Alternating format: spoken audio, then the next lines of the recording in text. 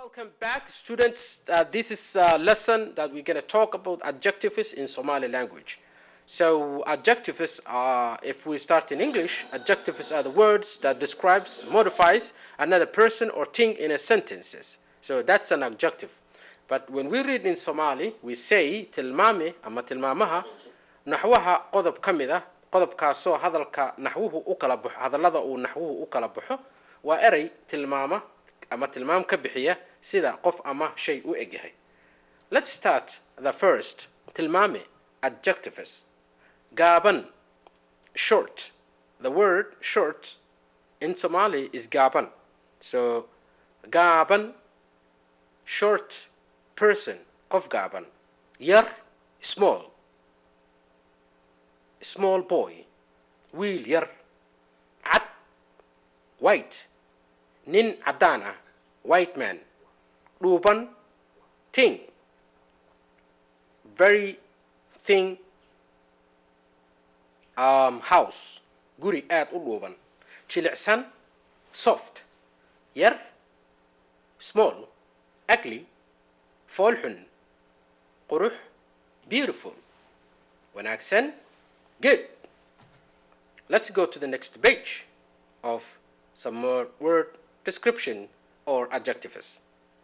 Dheer, long. Madow, black. Buuran, fat. Adag, hard. Weyn, big. Oday, elderly person. Slaan, elderly woman. Xun, bad. Let's put some sentences, some of these adjectives, and make it complete sentences. Aflah waa dugsi wanaagsan. Aflah is a good school. Hassan waa nin dheer. Hassan is a tall man. Cimiladu waa xun tahay maanta. The weather is bad today. Buundo weyn. Big bridge. Wado yar. Small road. Ma waxaa tahay madow mise cadaan? Are you black or white? Aabbahay waa oday waayeela.